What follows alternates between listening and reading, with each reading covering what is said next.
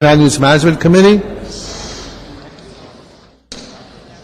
It is Tuesday, February 7th. Been joined by the Honorable Council members Jose Huizar and our new addition, Mitchell Englander. Welcome, sir. And I'll just share with him that Hal Burnson chaired this committee for maybe 12 years?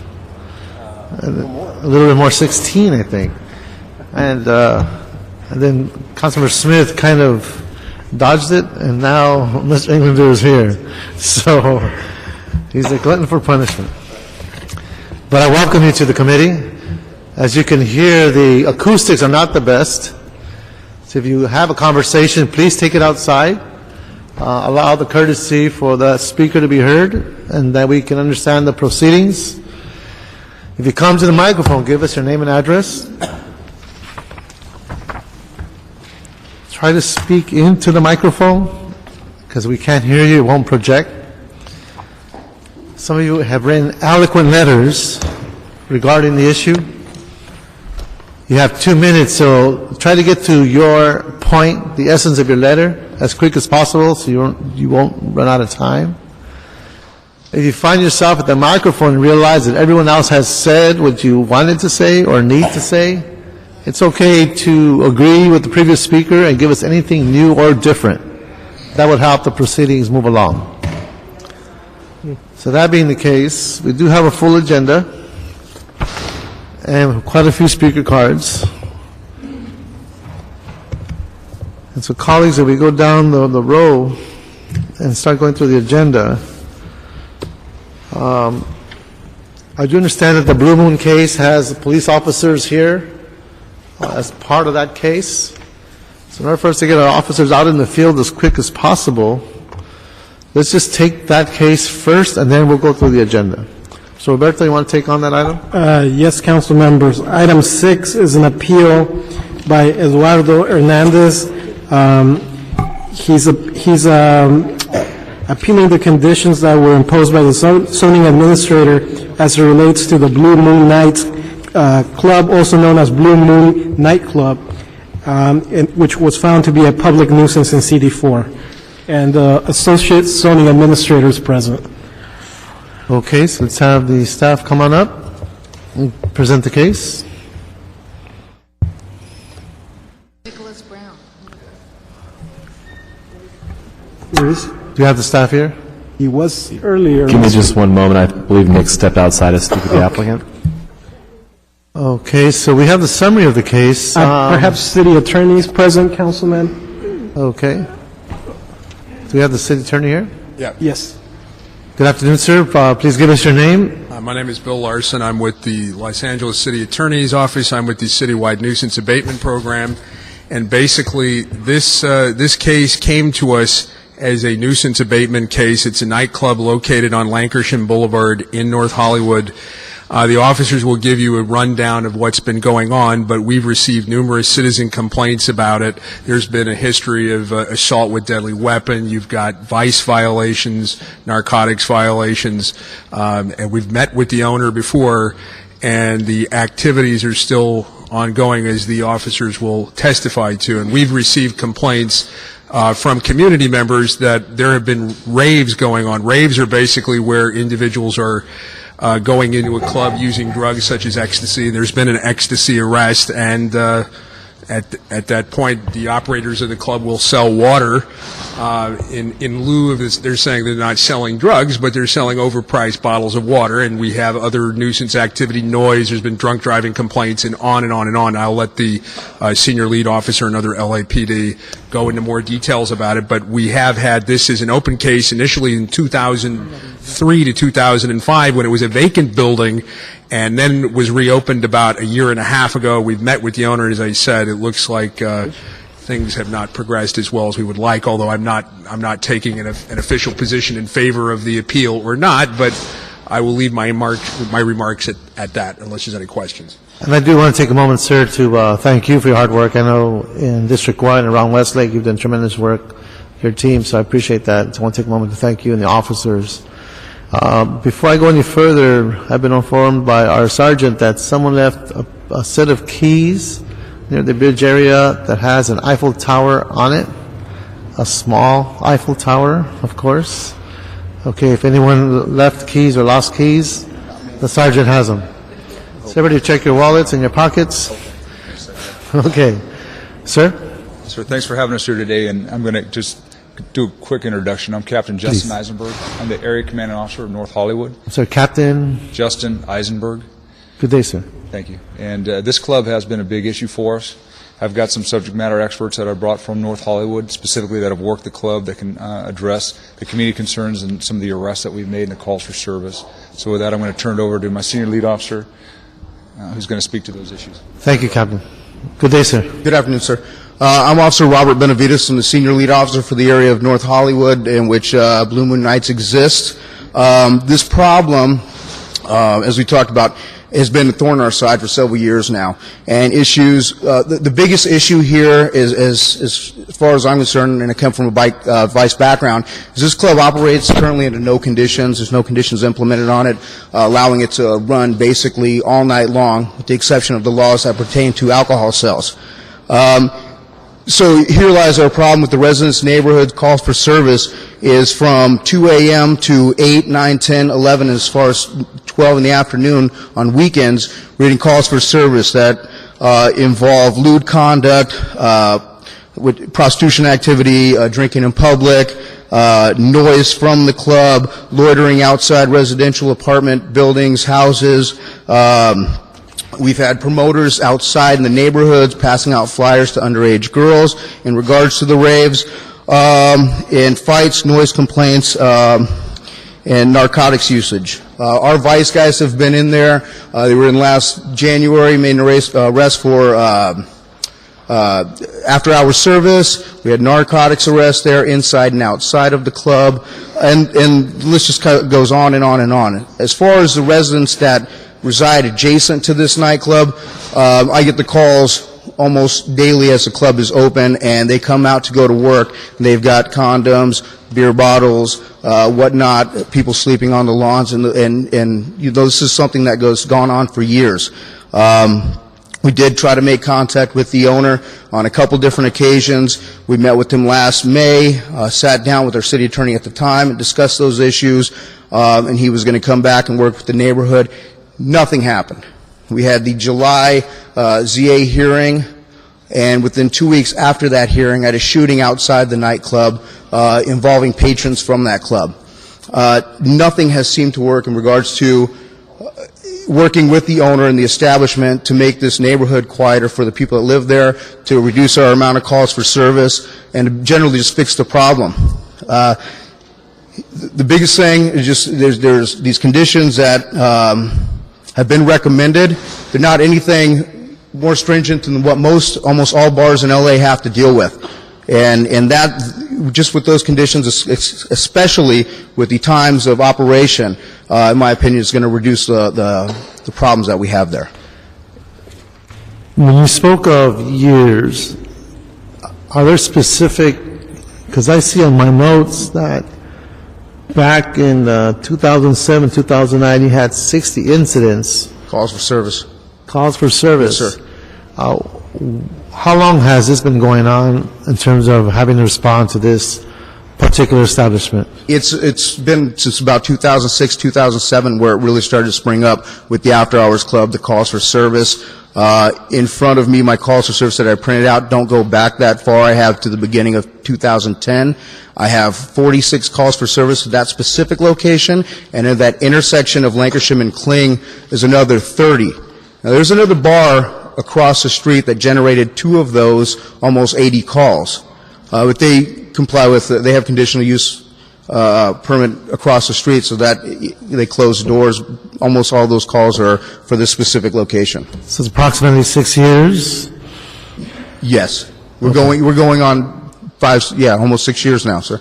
Okay. Thank you, sir. You're welcome. Anyone else want to speak? Then I'll open up to my colleagues if they have any questions of our officers. Yes, sir. Yes, sir. My name is Officer R.B. Persekian. I'm assigned to North Hollywood Vice. Like Officer Benavides said, as vice officers, we've been in Just there. lift the microphone towards you.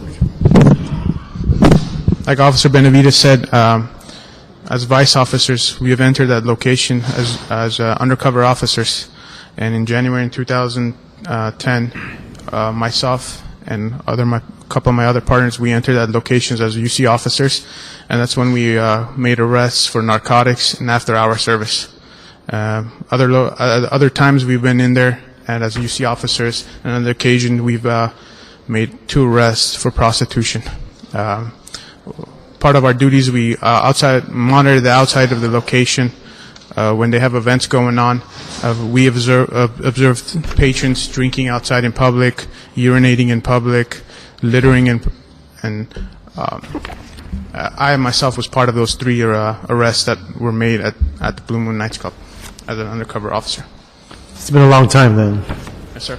Okay. Any questions from my colleagues for the officers? Yes. Well, I have a question for the city attorney's office. The city attorney still here? This business has been declared a public nuisance, but the comments I hear is that we are imposing conditions that are normal for other bars and similar establishments. But if we declared it a public nuisance, shouldn't we have heightened standards? I'm trying to locate exactly what conditions, or a summary of the conditions, and I can't seem to locate what those conditions are. So my question is, we've declared a public nuisance, but yet we're hearing that we are imposing conditions that any other bar would have. Why not heighten those conditions, or are we imposing heightened conditions? These are heightened conditions. They are heightened conditions. Yeah. Okay, I couldn't find them. So what are they again? A summary of them? Okay. All right. He can give you some. Go ahead. I'll try to summarize this, sir. There's 22 conditions that were imposed here, and starting with, as I said, the hours are an issue. Hours on weekends are 2 o'clock, and during the weekday are going to be midnight for closure. That is the big issue of that location being open all night long. Again, we talk about locations open from 2 to 6 a.m. They're not supposed to be selling alcohol inside the establishment, so what's happened in the past is we have patrons going in and out of the club to their car to drink in the neighbor's yard and then go back into the club. Along with, we know through experience and through my vice experience, after-hours clubs involve in the party-type drugs, and we've made the arrests in that location to substantiate that. Other conditions that may be a little more involved is promoters. We're asking for no promoters, no adult entertainment, wet T-shirt contests. We've had adult type entertainment at that location. No advertisement on city property, private property of the promoters. Requiring litter maintenance, lighting, and then specifically security in regards to this location is also heightened too. We're asking that they have security guards on premises and video surveillance in the interior and exterior of the club. And we've had issues in the back of that club with narcotic cells. When we brought it up in the past about the video surveillance that existed, the owner's response was that the camera were broken, so it was hard to monitor that location. So we think a simple remedy is to require them to have operational cameras that are facing the exterior to make it easier for them to monitor and for us to obtain information if a crime is committed outside the location.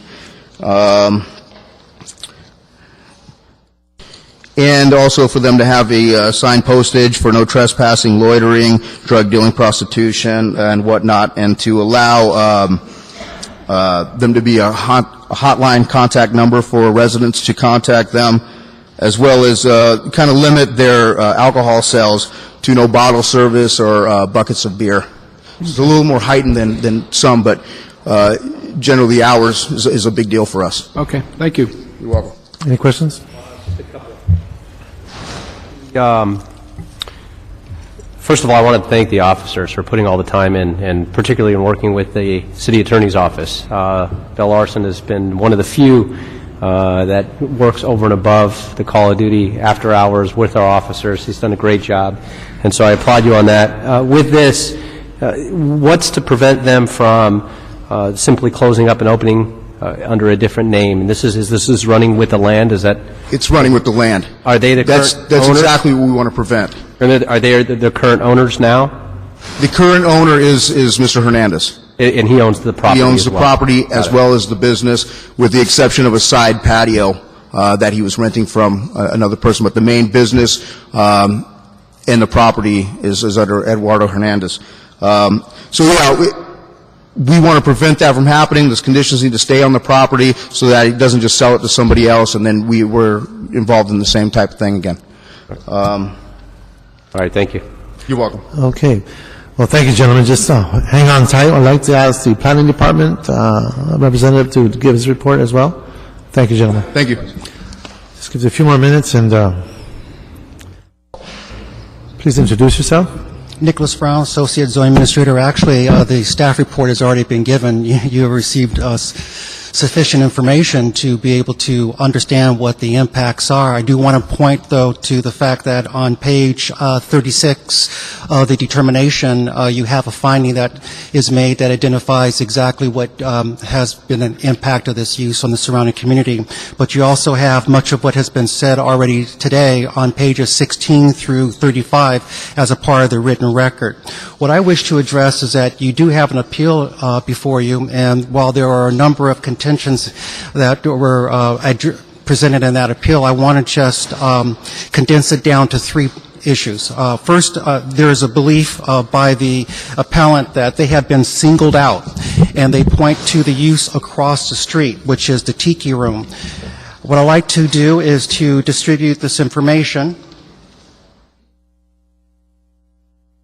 The Tiki Room across the street is really a truly different type of use. While it is a bar, it is also a lounge.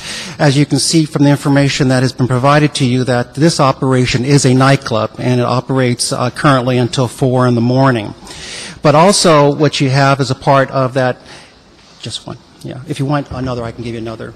What you also have is, as of today, I went onto the website for the Blue Moon and downloaded what they advertise as this used to be.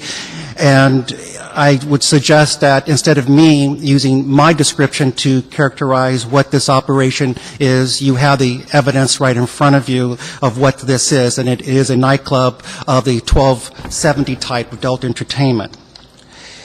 The reason that the Tiki Room probably has not come to the attention of the planning department or to the LAPD is because, for one, it is a different operation, it is across the street, and it doesn't have the same type of impacts as this use does. Another point that was raised in the appeal is that they said the declarations were fabricated. There is substantial information that is in the record that shows that there is collaboration of others of what the issues are on this site, and as well as the police reports that are a part of the public record that show from 2007 to 2011 the number of incidents of reports that have been recorded on this site. The appeal also identifies that there are conditions that they have already implemented, and they go through a list of some of those conditions. I do want to identify that none of those have been verified, but I also want to note that many of the conditions that need to be addressed have not been discussed in that appeal letter. And for us to say that they have conditions that have resolved the issue, I would say that is not the case until they have actually discussed how they have complied with all the conditions of that determination. Are there any questions? Seeing no questions. Thank you, Mr. Brown. The appellant on record. That would be Mr. Eduardo Hernandez. Would you like to come on up, sir?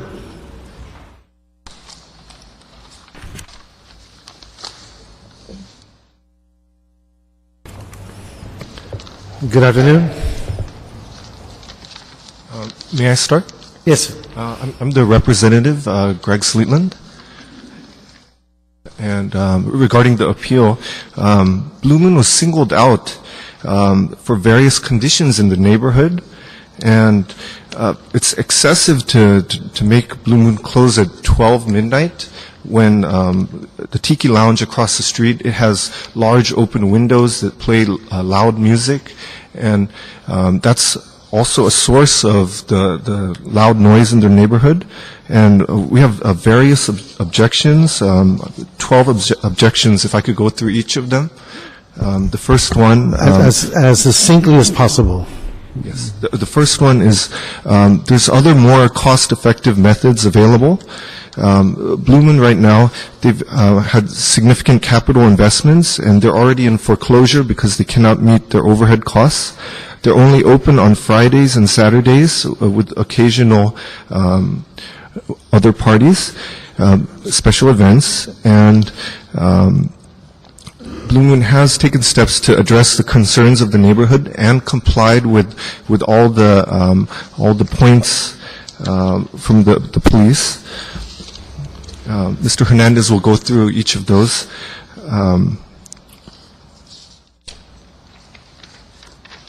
The neighborhood itself is dangerous. There's local gangsters, and Blue Moon it's willing to take proactive steps to hire corner guard to help ensure the safety of residents. And regarding parking, there's enough parking available from other businesses across the street and next door. They're willing to let Blue Moon use the parking. So parking is also not an issue. And Blue Moon has closed all the after-hour parties since October. They've changed all the promoters and complied with all the conditions. They're only open on Fridays and Saturdays. For a nightclub to close by midnight on Thursdays or Sundays, it's not. They're not able to pay their overhead and things. And other nightclubs, they're allowed to open till 2 in the morning, including the club across the street, Tiki Lounge, which makes a lot of noise with the open windows there. Next thing is the police incidents. In 2011, it appears there's only 5. It's been going down over the years, and since they opened, and appears there's only 5. The number of police incidents have been significantly reduced in 2011. Objection 6. This is that Blue Moon Nights has been singled out by the police. There was the incident where Officer Benavidez called an ambulance, but in fact there was no person injured that required an ambulance. And also, when Blue Moon Nights closed 5 of the nights, so only 2 are open, Officer Benavidez said that there's nothing changed in the neighborhood. And it's for 1 month that the club was closed. And then objection 7 regarding the incidents mentioned in the declarations. There's no dates given, and they're vague. Blue Moon has been singled out by the police, and they request further evidence of the allegations by the police before a decision is made by the Department of City and Planning. And objection 8 is that Blue Moon has made good faith efforts to address the concerns of the neighborhood. And objection 9, all the after-hour parties have been stopped. And Blue Moon has a hotline number. And objection 10, Mr. Hernandez was not given an opportunity to bargain with the police regarding the restrictions, and he's willing to do so.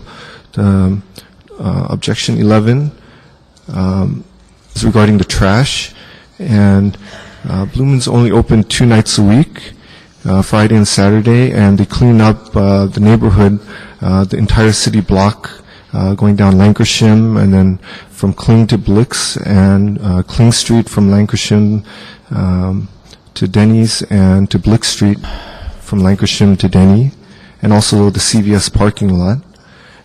There's neighborhood residents that put trash around the Blue Moon trash bin, and then Blue Moon cleans that up and puts them in the bin after it closes. And then objection 12, it's declarant 1 and 2.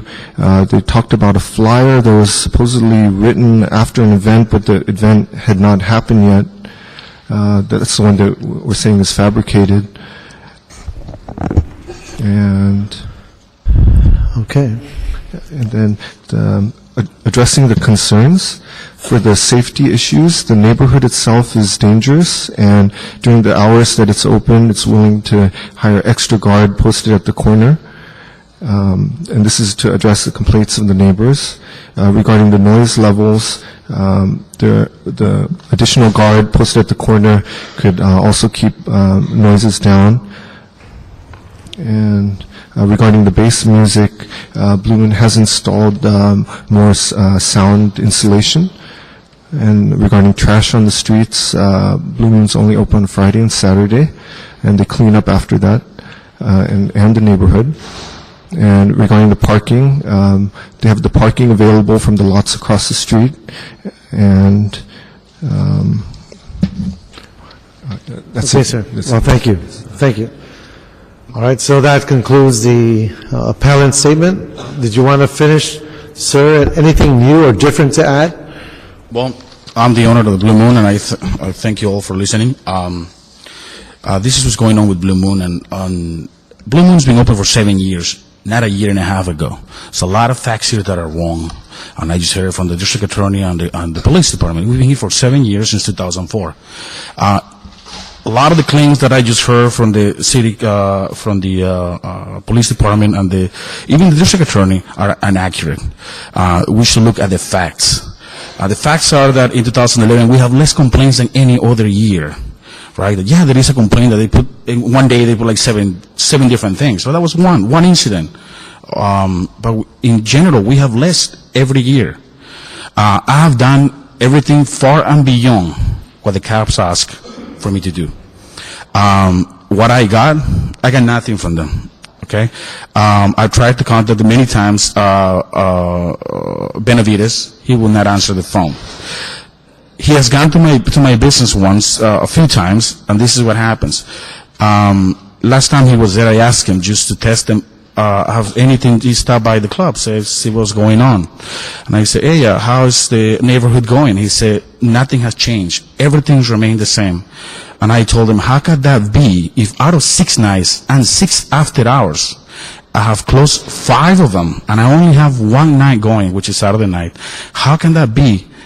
I have closed the whole month prior to this. How can nothing has changed in the neighborhood? He didn't know what to say. Then second time he stopped by recently, he called the ambulance. There was nobody injured. I guess that was for the record. And last time I opened up in New Year's, I had a complete caravan of vehicle police cops parked in front of the Blue Moon in double line with lights, just giving J-Boat tickets to all of my customers. Not the ones across the street, just to my customers. It was very disturbing, and they stayed there in the peak hours for over an hour. There was no reason, there was no problems, there was no fights. I had one guard at the Blue Moon because there has never been problems at Blue Moon. Inside the Blue Moon, there's never problems. I've always welcomed the police officers to come in. They're there all the time. I just know all the undercovers. Mr. Hernandez, I need you to finish. Okay, I have increased the number of guards. I have someone cleaning all the streets around the Blue Moon. So when I'm not there, if there is trash, it is not for me.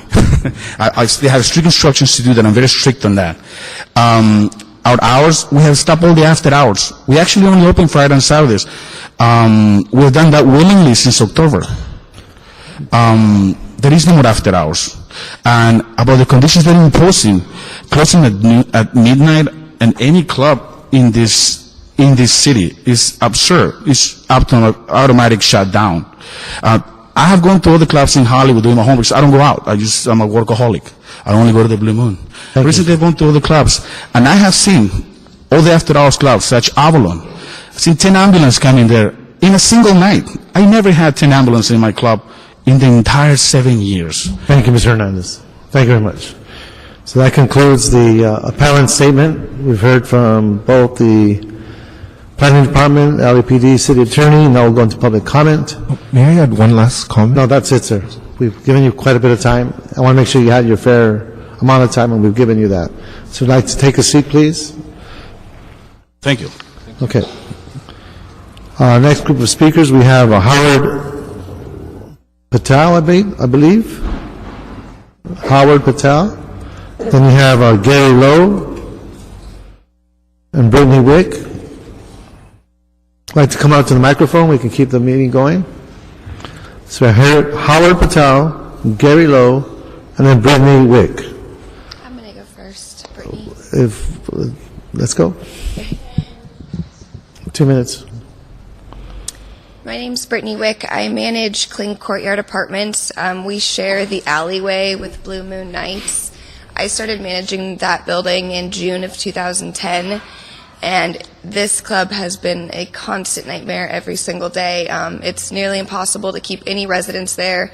All of the residents that face that club, some of them have had bullets shot through their window, been followed home. I've got like stacks and stacks of letters, people that moved out because of the club that don't feel safe there anymore, cars that get broken in, they smash through our lobbies before. Every single morning that you go outside of our front yard, there's all of the bushes are just littered with beer bottles and condoms and all sorts of trash that follows all the way into the alleyway there. And I mean, I can just go on and on and on. It's just every single day it's something with the club and being open all night. I mean, you can drive by at 6 in the morning and there's still a line to get in the club. Music's pumping and it's just impossible for anybody in the neighborhood to sleep, and it's just, you don't feel safe when you go there. You get followed by people coming out of the club that are drunk, people sleeping in the streets. They can't, like, they block our entryway and to get into our building. It's just been a nightmare, but you know, I'll tell you more. They've actually lived there. Thank you, Ms. Wick. Howard Patel. I'm Howard Pato. I live on Blick Street, about a half a block down from the club. Just from my vantage point, the biggest complaint I have is just the noise. The music is very, very loud. It creates a thump, thump, thump that just wakes you up in the middle of the night. People coming and going, parking their cars on the street.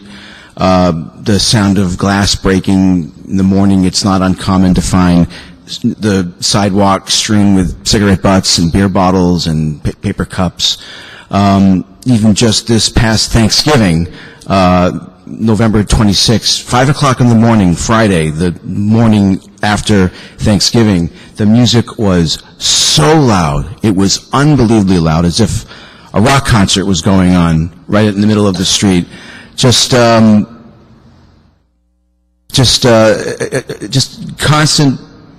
constant noise, and just a disruption to the peaceful neighborhood. I've lived in my neighborhood for 20 years, and really, it's only been in the last few years the escalation of this problem. And I can just add to what Brittany said, and it's just been a nuisance enough to get me to actually come down here to speak to you good people. Thank you. Thank you. Sir, could I ask you a question, sir, or any of the residents?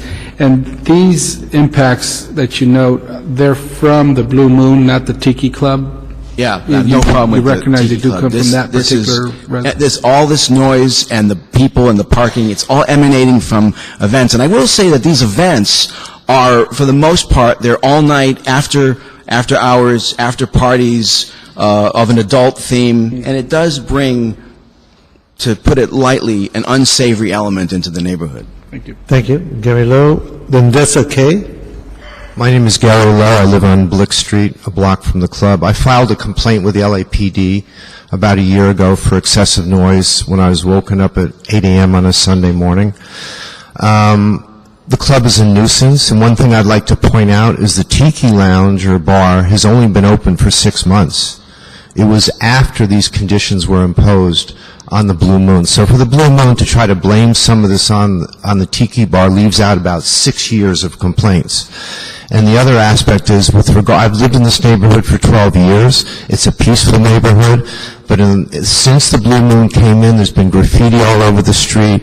It has become a dangerous neighborhood, mainly because of the element that the Blue Moon is attracting. And this club, I don't think heightened conditions are going to handle this situation. This club needs to be closed down. Thank you. Thank you very much. Dessa K. Then Brenda Swayapai. Hi. Good day, ma'am. Hello there. I'm Dessa Kay. I'm the president of a homeowners association on Blick Street. And on behalf of our homeowners association, I'm registering the strongest possible objection to any exemption from the determination of the zoning administrator that this nightclub is a public nuisance and requires modification of its operation.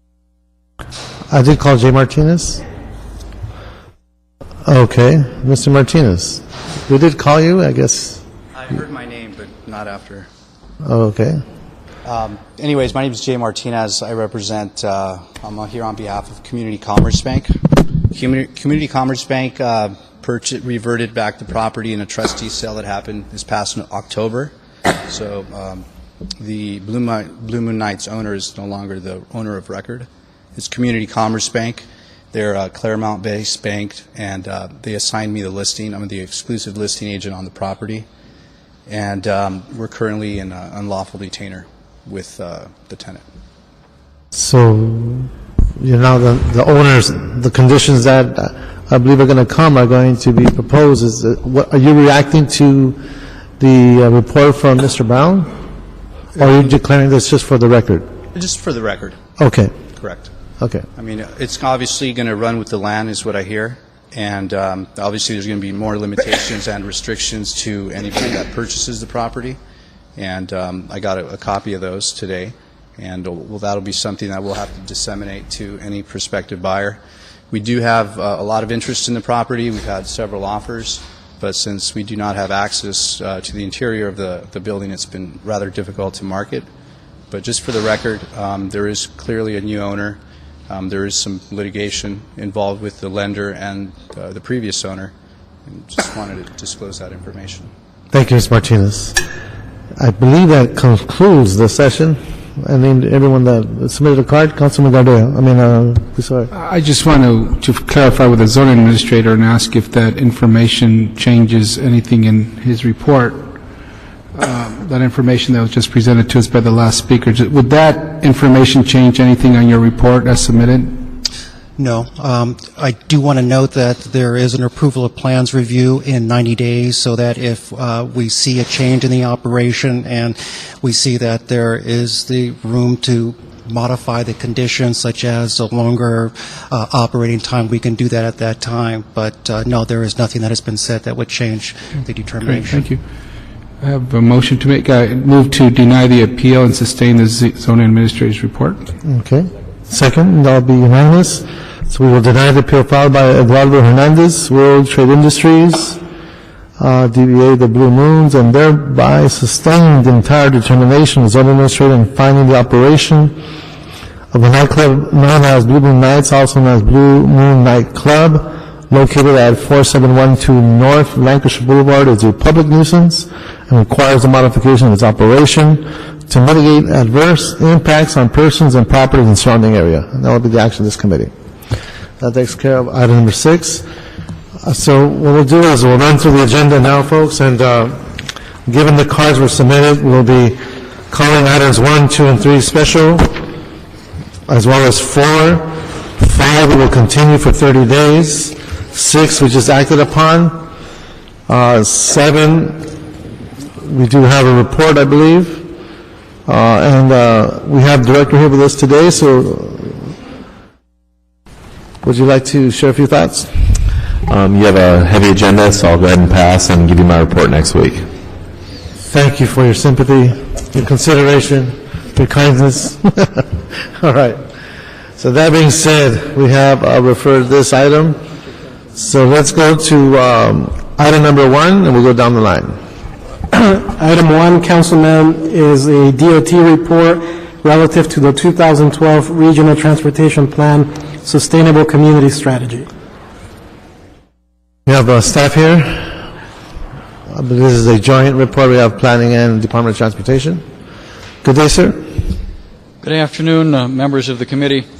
My name is Miles Mitchell. I'm with the Department of Transportation. And the Departments of Transportation and Planning are here today to present the city staff report on the draft Regional Transportation Plan Sustainable Community Strategy for 2012, which has been prepared by the Southern California Association of Governments, or SCAG. LADOT has submitted a revised report dated February 6, 2012 for your review and consideration. We are trying to meet the due date for public comment to be received by SCAG, which is February 14th. The present schedule is for the staff report to be before this committee this afternoon. the Transportation Committee tomorrow, and City Council this Friday.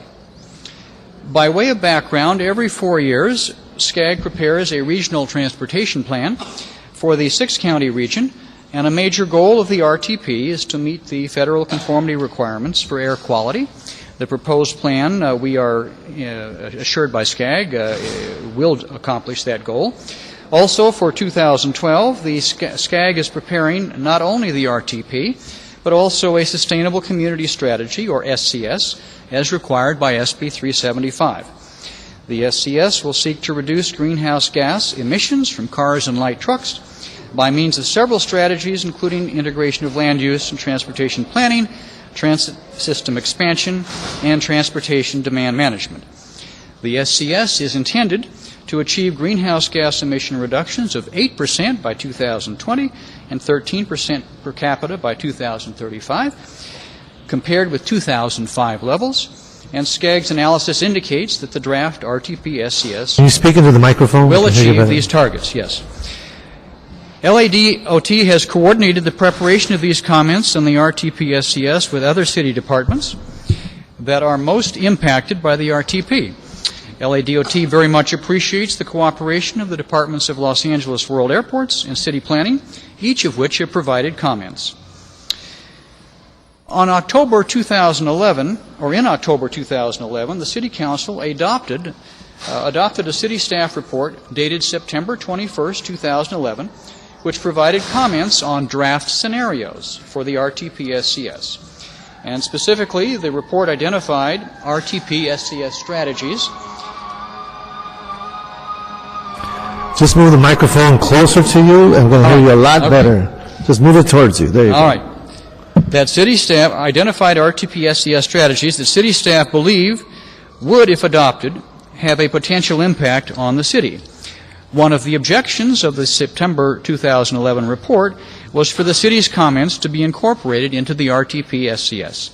We are pleased to report that to a large extent the city's comments appear to have been acknowledged by SCAG, and therefore the RTP SCS does not include several of the specific proposals of concern. Now, we do have, with regard to the document that was released on December 20th, LADOT does have some additional comments. And LADOT's primary area of comment is in the area of the project list, which is one of the appendix of the RTP. The RTP includes three categories of projects. The first is the one that is really completely funded for the next 6 years, already has committed funding. It's known as the Federal Transportation Improvement Program.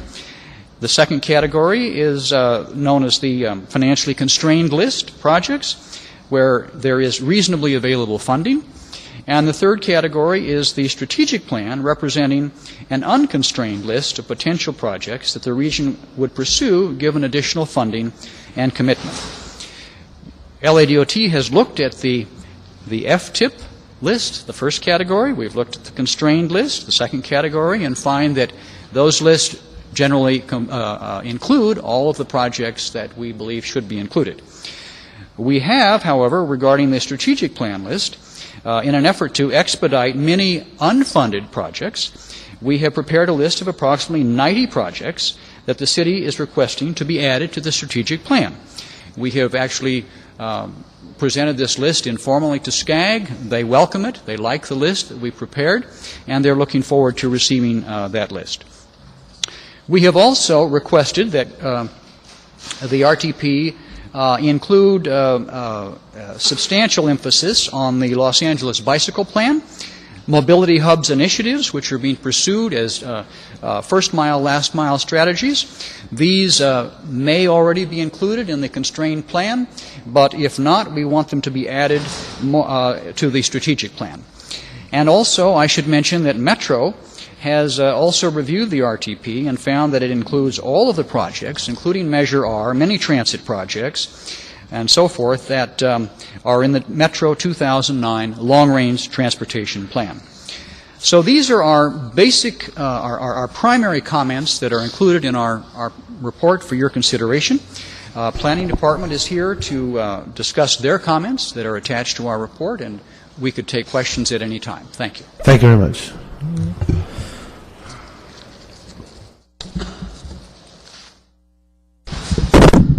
Yes, good afternoon, council members. Ken Bernstein with the Department of City Planning, the Policy Planning and Historic Resources Division.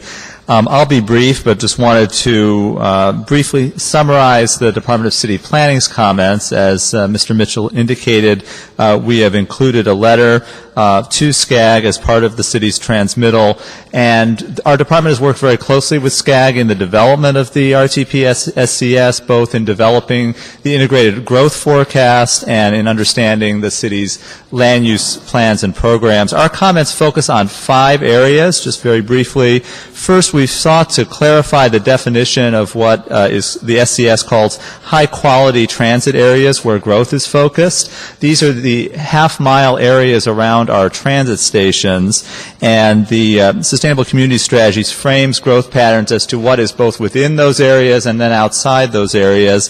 What we've sought to clarify is that growth won't be undifferentiated, won't occur evenly within those high-quality transit areas. Some of those in the city of Los Angeles include single-family neighborhoods, historic districts, or other factors that will limit growth within these areas, and this was not adequately considered in the mapping that was provided by SCAG. So our comments focus indicate that the city will be far more discriminating as to where growth occurs around our transit stations. Secondly, we have sought to clarify the definition of urban centers where growth is focused. There are some conflicting maps and exhibits in what was provided by SCAG that our department is seeking to clarify through our comments to make certain that they reflect our city's understanding of where urban centers and where growth will be focused. Third, there are some discrepancies in specific land uses that the RTP and SCS is proposing near some of our transit stations. And our staff closely examined actually 76 specific rail and bus transit stations to compare the maps that were provided, the growth assumptions that were provided by SCAG with what is included in our city land use plans, and we found some significant discrepancies. Whereas overall, the maps are consistent with our policies, there were some significant discrepancies in particular areas, assumptions of densities several times what are already included in our land use plans, particularly in those areas adjacent to single-family neighborhoods. We will be providing SCAG back with annotated maps to make those corrections and recommendations. Fourth, as Mr. Mitchell indicated, the bike plan, we felt it was a high priority to include the 2010 bike plan, 1,684 miles of bicycle facilities. This was not included in some of the exhibits that were provided to us by SCAG. And then finally, some clarifications to better reflect the opportunity for CEQA streamline, California Environmental Quality streamlining, some clarifications of the role of those streamlining provisions under SB 375. I'm joined here today by Naomi Guth, who is our lead staff member in our citywide unit and liaison with SCAG, and both LADOT staff and our staff are available to answer any questions. Okay, thank you.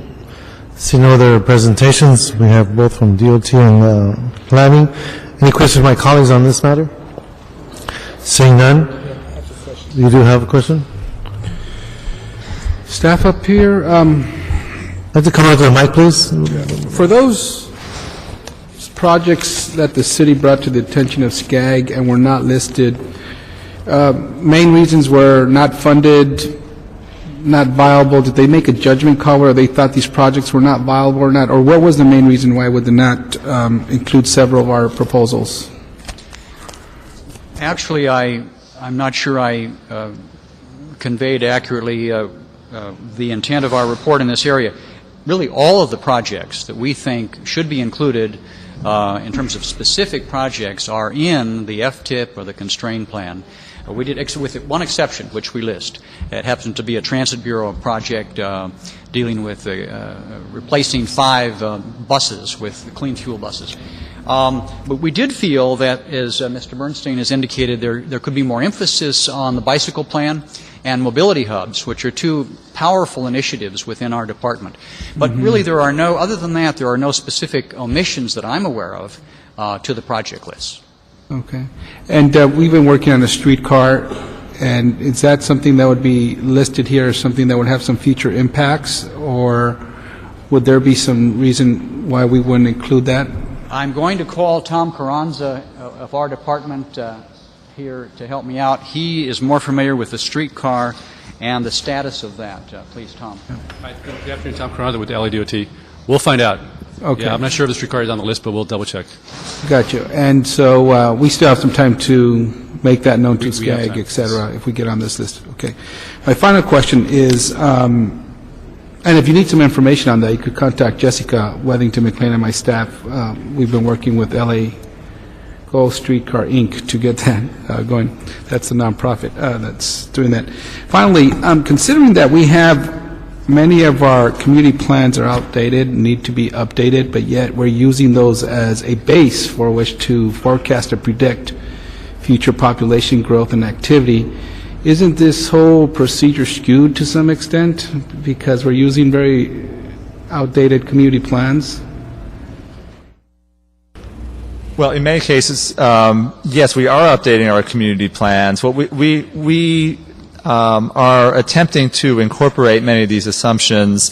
The SCAG maps are at a kind of a less fine-grained level of analysis, and what we did is look at both existing land use, comparing the SCAG maps with our existing land uses, as well as where we're going with some of the community plans that we know about and some of our transit-oriented development plans around stations, just to make certain that we were not, essentially out of whack with what is being proposed by SCAG. Naomi was doing much of that analysis. I don't know if there's anything you'd like to add.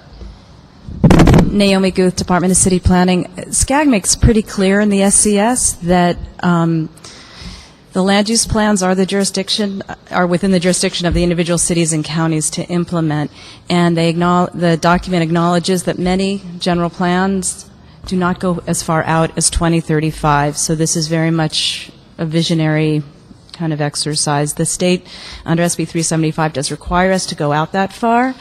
So we did our best to look at the updates that are underway, long-range policies that we do have to target and focus growth in the city when we examined the land use that's reflected in the SCS. Again, it's our community plans that the city will implement. Okay. Well, it's just another reason why we should update our community plans. I know it's a funding issue, but many of our community plans throughout the city are outdated, need to be updated. And that is a process where if a community gets together, gives their input, and we come up with a vision of what we want those communities to be like in the future, it's going to skew all this, and we're going to have a mismatch between this report and what our community plans are saying. But we really need to get up to speed on our community plans, and I know our director has been asking our budget and finance folks to get some funding to do that. So, thank you. We'll have another crack at this in 4 years. So. Oh, great. Right. Thank you.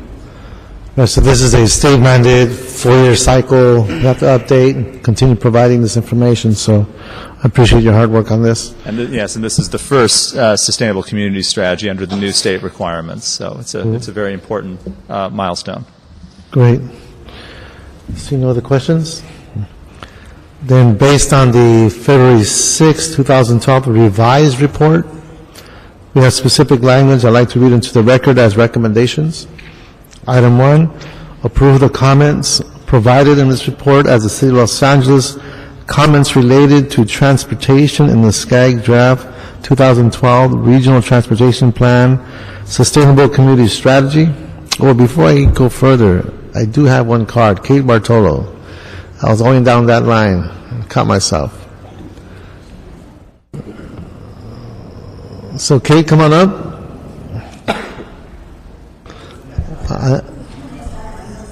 Milzak, okay. Then I will pause and continue. I have item 2 here, so. Okay. Direct LADOT to transmit comments to SCAG that are substantially consistent with those contained in this report, including the attached comments from other departments. And 3, direct LADOT to work with SCAG to incorporate the comments into the final RTP/SCS and related program environmental impact report, the PEIR. So will be the three recommendations come from this committee as a result of the report from the respective departments. And have a second on that? Second. That will be the action of this committee. Next item, Roberto. The next item, council members, is a City Planning Department report. It's as it relates to the status of the Mills Act program cap on lost property tax revenue. Okay, good day, sir. Good afternoon, Chairman Reyes and members of the committee. Lambert Giesinger representing the Planning Department. This item is a report back on the status of the Mills Act Historical Property Contracts Program in response to Council Motion 11-1778, introduced by Councilmember Weisar and seconded by Councilmember Wesson. The Mills Act is Los Angeles's and California's leading financial incentive for historic preservation projects. It lowers the property tax valuation for qualifying properties, basing the valuation on an income approach rather than Proposition 13. The owners then use that tax savings to help offset their costs for rehabilitation, restoration, and maintenance. To date, and over the last 15 years, 601 properties have benefited from the program. The Mills Act ordinance imposes a $1 million cap on foregone property tax revenue from the city, and we are currently at 90.2% of that $1 million cap. The staff recommendation is to increase the cap to $2 million, and the report also indicates that if it is the desire of the council to provide greater certainty in the long term for this program, that it may wish to consider a $3 million cap. And I'm here to answer any questions, and I know there are a few speakers for the item. Okay, thank you, sir. Any questions for the staff? Any issues? All right. So item number 2, we do have a speaker card. Okay, Kate, now it is your turn. Kate Bartolo. We have.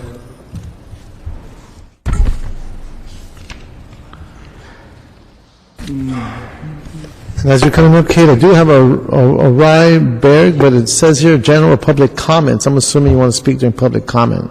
No. A Rye Berg. This is another person. Solely for Mills Act. I know. You're okay, Kate. Just hold on. This is another speaker. Ah. Are they still here? Rye Berg? Okay. You're on. Kate Bartolo and Associates, 865 Figueroa, downtown Los Angeles. There is one rule, and it's really a truism, of rehabilitation of aging and historic or historic eligible buildings. They take more time, they cost more money, and there are always surprises, no matter how prepared you are. While the Mills Act itself is not a silver bullet to help offset those costs and that complexity, it is a significant asset. And as it relates to the city of Los Angeles, cities get basically a little over 10% of property tax revenues, but oh, how much more they make as a result of encouraging that kind of development. From locally spent sales tax, from locally spent payroll tax, from gross revenues, it is a win-win for the city in a significant way that more than offsets the cost. And finally, if you look at a very specific project example, the Eastern Columbia project at 9th and Broadway, in its time a few years ago, was seen as a really serious pioneering project. One of the rationales to the equity investors to take on this project was some of the financial benefits associated with historic preservation. Were it not for that project, I would contend that the Ace Hotel, which is now going in to the United Artists Project, might well not have happened. Thank you very much. I support the project. Okay. Now, I know Charlie Fish is out there. Did you guys want to speak to this? You do? Because he didn't. You did, for item number 2. It's not in the card, but come on up. I want to move on it, because I knew you guys were out there, so. Good afternoon, Charlie Fisher, 140 South Avenue 57. I just want to reiterate a lot of what Kate said pretty well sums things up about the Mills Act. We've had so many cases where the Mills Act has actually brought about the turnaround of a historic property. I can think of one property I dealt with in particular a few years back, the Purveyance residence over in Silver Lake. This particular house by Rudolph Schindler was slated for demolition 4 years ago, and we were able to get it declared, and then they sold the property. New owner came in, established a Mills Act contract and has been working to restore this home. There are other cases where houses and businesses, I've dealt with Mills Acts on the Chapman Building here in downtown Los Angeles and others that are very vital to our economy, very vital to our city as a showplace, literally. And a few years back, we used to say, "Oh, Los Angeles doesn't know about historic preservation. We just tear everything down." No, we don't. These buildings are crown jewels. We have a little over 1,000. We have 1,008 monuments right now. Every one of them eligible for a Mills Act. We have 28 historic preservation overlay zones where you have buildings that are eligible, homes and all, eligible for Mills Acts. We have 601 Mills Act contracts, as Mr. Giesinger pointed out. It is a very, very valuable tool for improving our quality of life, and it does, as Kate mentioned, bring in income. And thank you very much for your opportunity. Thank you, Charlie. And also classic cars, right? Okay, thank you. Yeah, come on up. Please give us your name and address. Good afternoon, members of council. Adrian Scott Fine with the Los Angeles Conservancy. I'm here on behalf of our 6,800 members. We're in full support of this program. It truly is the single most important incentive for property owners of historic properties. So it has made a tremendous difference and certainly something that we promote and encourage you to support. Thank you. Great. Okay, so if we could, any comments or? Yes, thank you, Mr. Chair, and I'd like to thank the staff for returning with this report on our motion. As been stated by the speakers, this is a very important tool in allowing us to preserve more of our history in the city of L.A., and it was 18 years ago that we put a cap of $1 million to allow for properties to be incentivized to use these funds to preserve our structures, our historic structures. And with the additional $1 million for a $2 million cap, it's going to allow us to continue doing this very important work. It becomes even more important now that we've embarked on the Survey LA project, where we are attempting to identify potentially historic sites throughout the city. And as we identify these projects, more and more we're going to ask for the owners or encourage owners to preserve them, and this is a very important incentivization to do that. So I ask for your support on this and that we move it to council. Thanks. Great work, Councilmember. Any comments? Well, I do know that when I came into council, I put on my business card, home of the original suburbs. I was thinking of the neighborhoods of Lincoln Heights and Highland Park. Maybe as it came about turn of the century, it turns out Angelino Heights is the first overlay zone that was facilitated by then Councilmember John Ferraro. Now we have the largest in Highland Park as well. So I think this is a great tool. And as long as we continue complementing these efforts with support systems that allow us to maintain affordable housing, access to housing, it's a very complementary relationship that we can continue to develop. So I'll second this, Councilmember. So that makes us unanimous. We will then approve the planning department recommendation to increase the Mills Act contracts program cap on lost property tax revenue to $2 million, and that will be the action of this committee. Thank you, Roberto. Okay.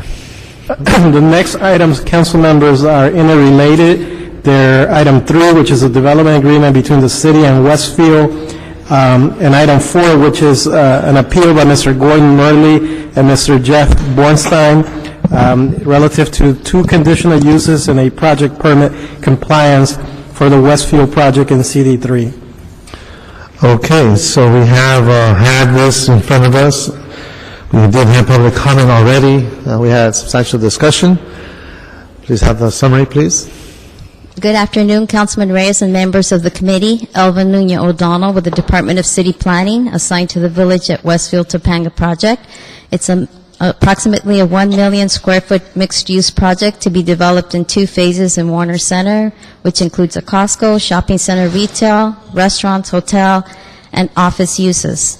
In the interest of time, I'm going to keep my remarks brief. The committee has before 2 appeals filed on CPC 2011382, a project permit compliance for the Warner Center specific plan.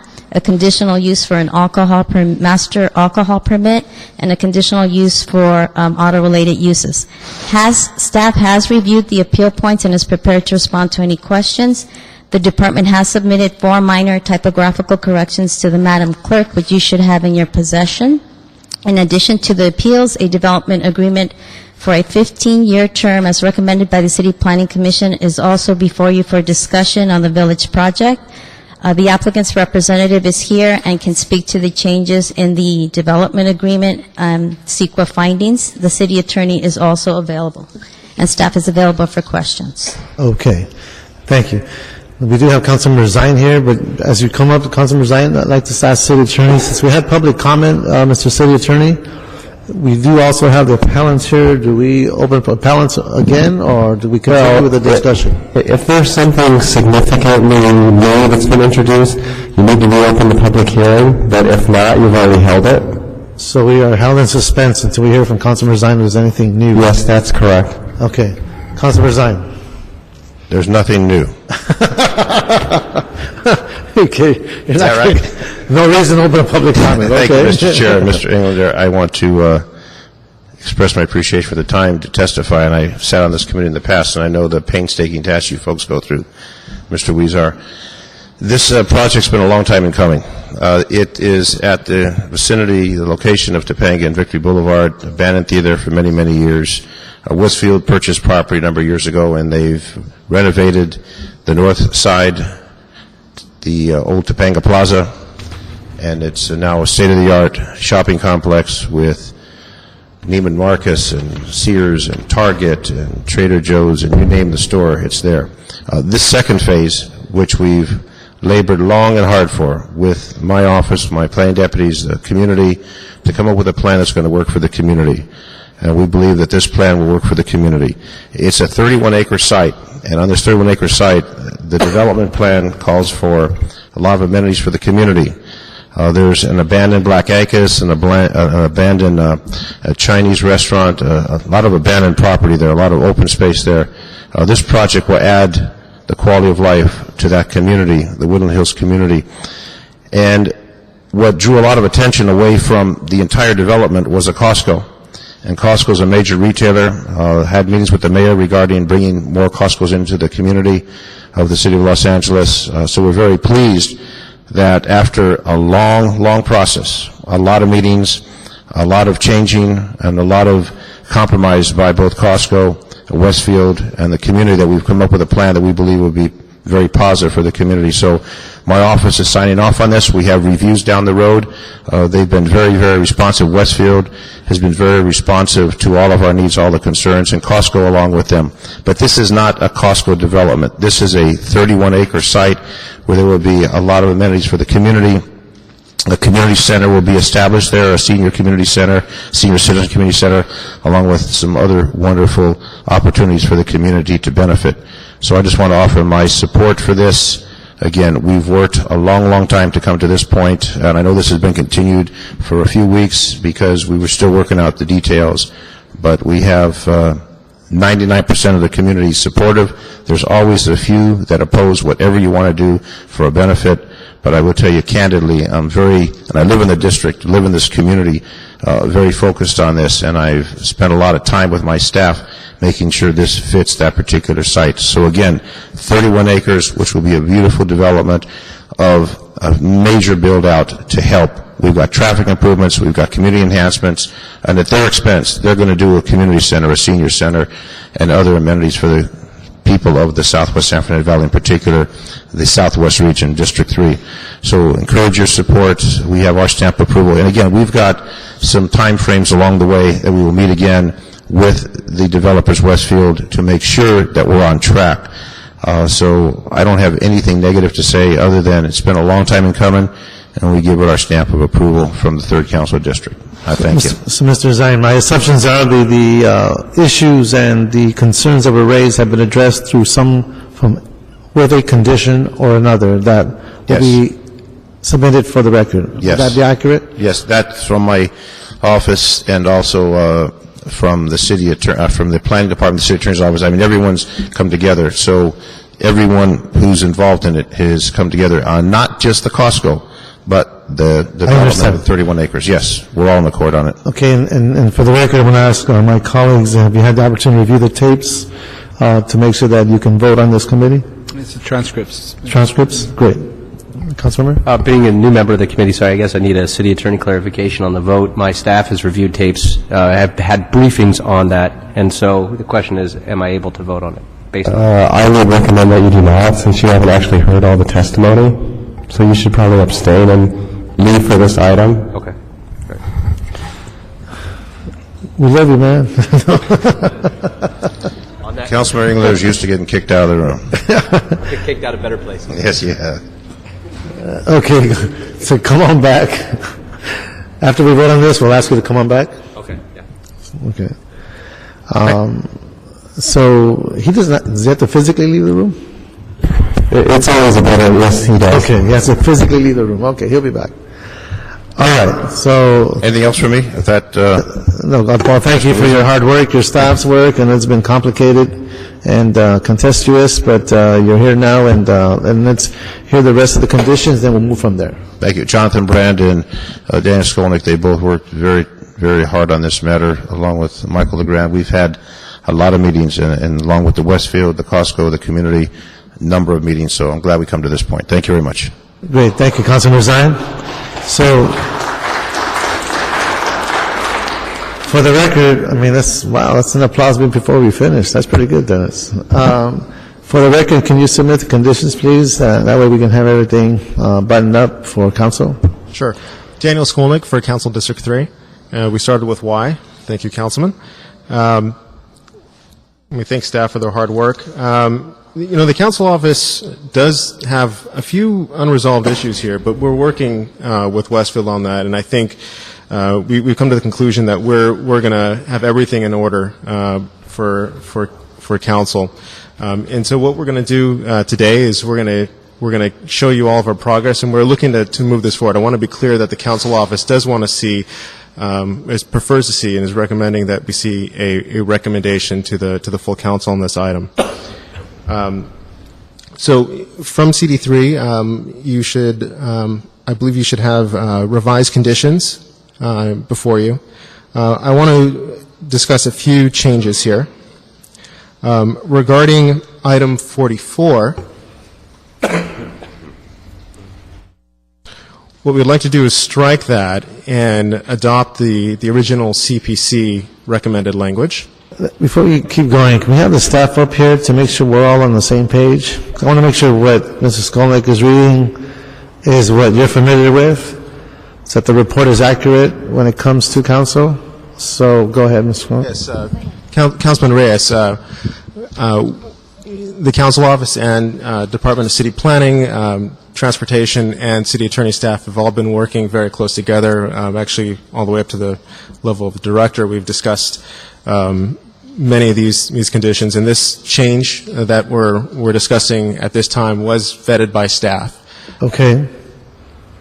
So go ahead. So we discussed that and what that would mean. Regarding so again on that paper which you have before you for 44, what we want to do is we're going to strike that, and we're going to use the original language as recommended by the City Planning Commission. Why don't we do this? Why don't you just state that we will adopt the report as revised? Oh, adopt the report as revised. Okay, and that way all the revisions are already included. Okay. And that'll be part of the record. And as long as the applicant concurs, we can move forward. Council members, the city attorney asked me to read into the record just a summary of the changes very quickly, if I could do that. And they will be consistent with Mr. Skolnick's? Yeah. Yes, actually we can do that. I just want to add one other, let you be aware of a few things. So what my recommendation here in terms of the applicant's representative discussing these changes, we're going to talk about the changes within the development agreement. I guess also confirm the language here regarding item 44, as well as discussing how we intend to deal with shopping carts. So with that, I'll turn the microphone over to the applicant's representative. Okay. Come on, just for the record, This is the city attorney's directive, that's what we'll do. Yes, Councilmember, this is Cindy Starrett. I'm speaking only to the changes for the record. You have two items before you. One is the appeal to vote on today. There are two conditions in the appeal which the council office has asked to be changed. One is condition 42, and I believe you have the language before you. Condition 42 would allow consultation with the council office on plan approvals for individual establishments. And so that's the change to condition 42. And then on electronic carts, I'm going to submit for the record the changed language for electronic carts. And that is conditions 89, 90, and 91. And in addition to the language I just submitted, the council office just asked for an additional provision which would require for a 6-month review of the success of the cart containment plan. And so that language has been provided to planning as well. So it would be the language that's before you with an addition of a 6-month requirement for review for success of the cart containment plan. So those are the only changes to the appeals. And with those changes, we believe the recommendation of the council office and the planning staff is to deny the appeals. Then on the development agreement, I also have a document here that I can provide to the clerk on the development agreement. You have already seen the development agreement that was recommended by the Planning Commission, and that is before you. Ms. Cadigan from the City Attorney's Office is here, and she's been working on the development agreement. The council office has asked for some changes, and the applicant has also agreed to an additional change in discussions with the hotel workers. So the change the applicant has agreed to with the hotel workers is that they will offer to provide living wage for hotel workers as part of the development agreement. So we have a substitute condition. It's 3.1.315, and I'm going to submit that to the clerk also. That will replace the language that's currently in the development agreement.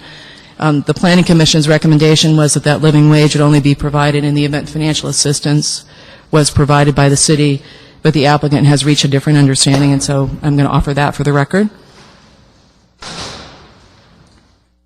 And then the other changes the council office has worked out with the city attorney, and I will submit this too, are basically specificity as to the community center, including the location of the Phase 1 community center, details on the Phase 2 community center. There is an additional timing and performance schedule for the delivery of the Costco building and the additional Phase 1 retail. That schedule is included in a new section in the development agreement. It also provides for the delivery of the community center. And then some more details are added at the suggestion of the council office and the city attorney on every public benefit, saying exactly what time that public benefit is provided. And then in addition, there is one more traffic improvement, which is an additional widening on Victory Boulevard that the council office has asked that the applicant assist with. That's a city project that the city has already had programmed. And so the applicant has agreed that we will assist with restriping that, and we may be able to do more. When Mr. Skolnick mentioned that we will have just some additional discussions with DOT to confirm those details, but city attorney has told us she has enough today so that the committee can direct her to proceed and prepare the ordinance. We also understand the council office will be introducing a motion to establish a 10-day notice period, so this can go to council on the 22nd of February. Okay. So, and one more thing for the record, I apologize, which is we also have some additional findings that we've submitted to staff that reflect the changes that were made by the council office and the city attorney. So we'll provide those findings for the record as well. Okay. So, given that most of the issues that were addressed by the appellant have remained pretty consistent, we're finding approaches to address the concerns of the council based on the conditions and the articulation that we've just heard. So we're all on the same page? Yes, that's correct. All those concepts are accurate. That's what we're moving towards. One slight difference, though, the recommended motion would actually be to approve the appeal in part with modified conditions. Right, I was about to go there.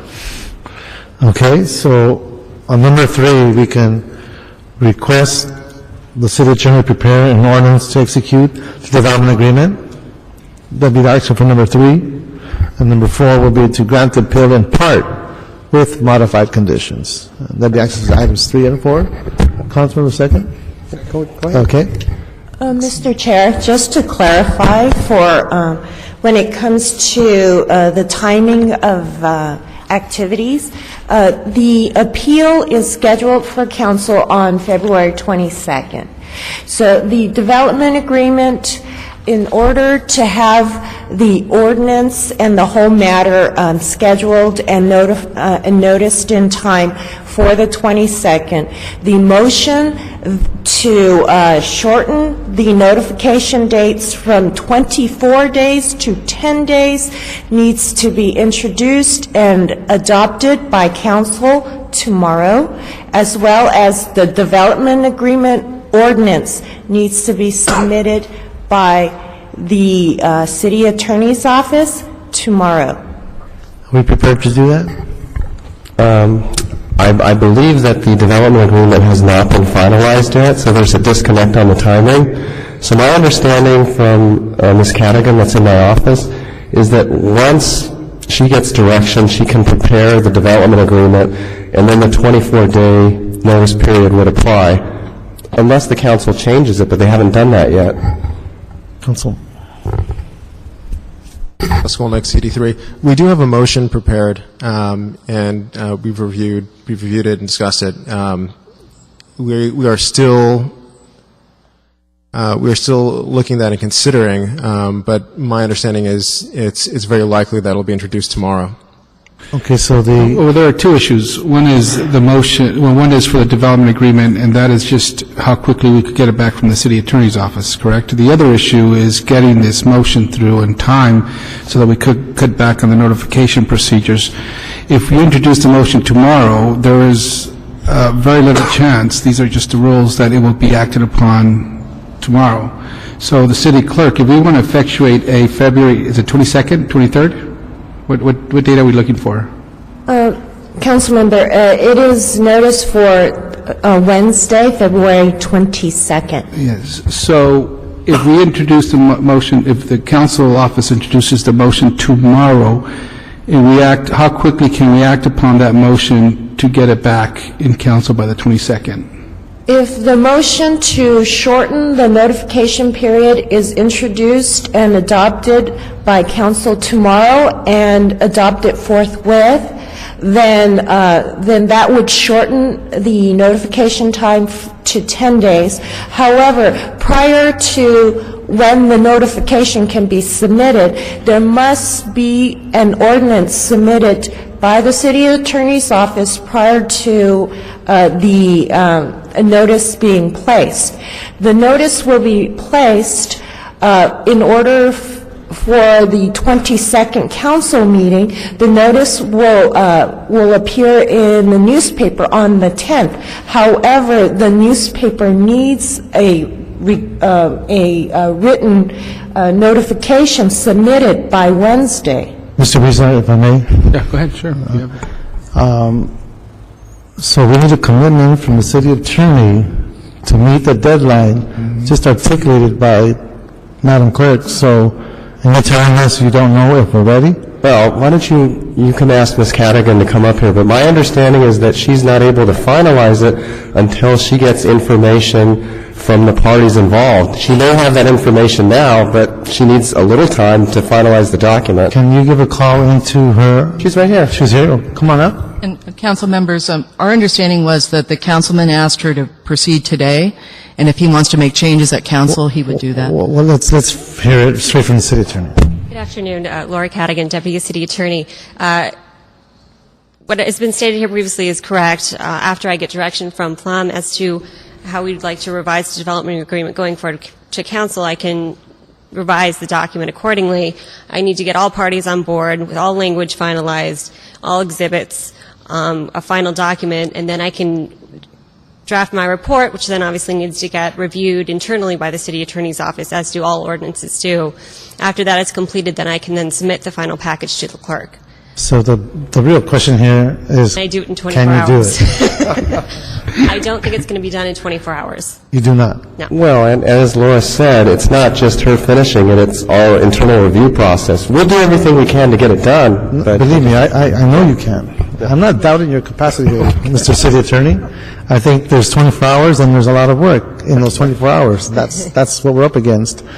Now, just to play it safe, if we don't meet all of that within 24 hours, what do we need to do to make sure this continues forward? All you need to do is direct me to draft the ordinance, and I can move it forward. We were about to do that. Yeah, that's all I need.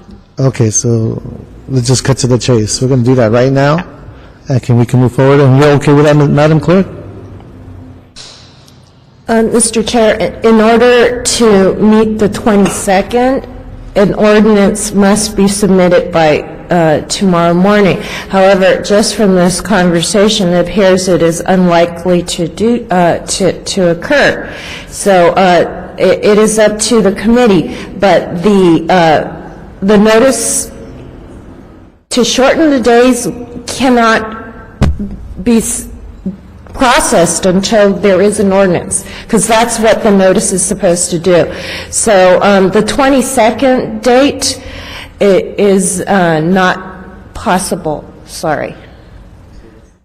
Okay. So the next, the best, if the city attorney is able to prepare an ordinance and submit it by the end of the week, then the most, let's see.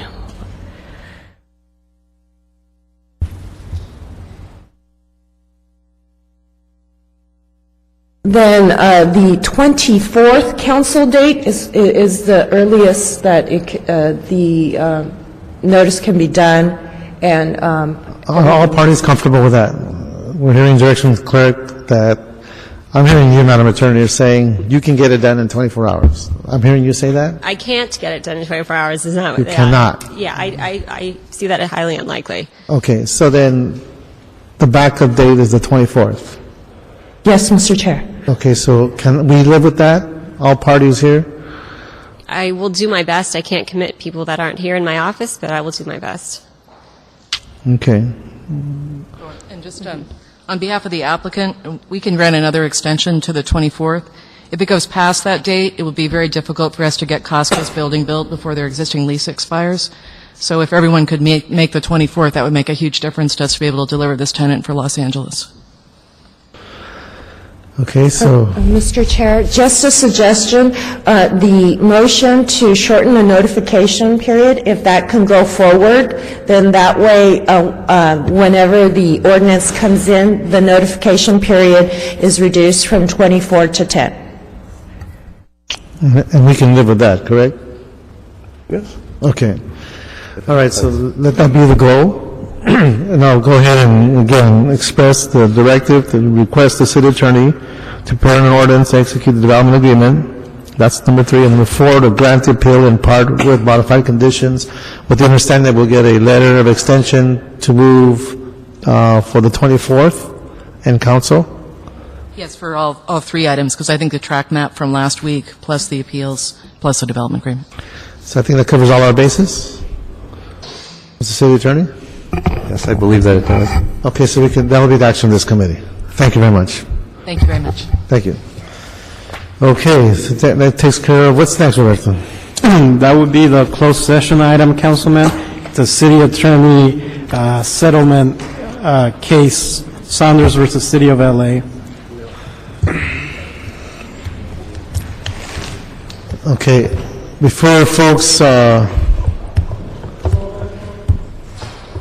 anybody here for public comment? So you have to wait for the end of the closed session. Anybody here for public comment? Seeing none, public comment is closed for this meeting. That takes us to closed session.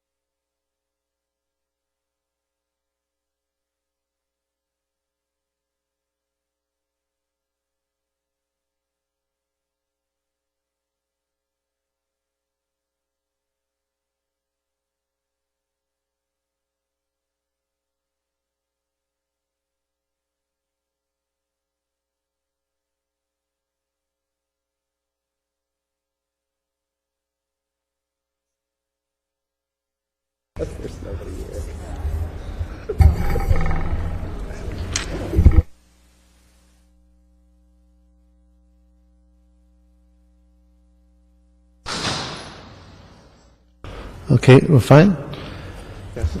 So my understanding is that as a result of this report, there's no reportable action. That's correct. Okay. Are we fine, Madam Clerk? Yes, Mr. Chair, action was taken in closed session. Right, there's no reportable action. And I already called for public comment. There was no one here. This meeting is adjourned. Thank you. Great speech, great speech, great speech.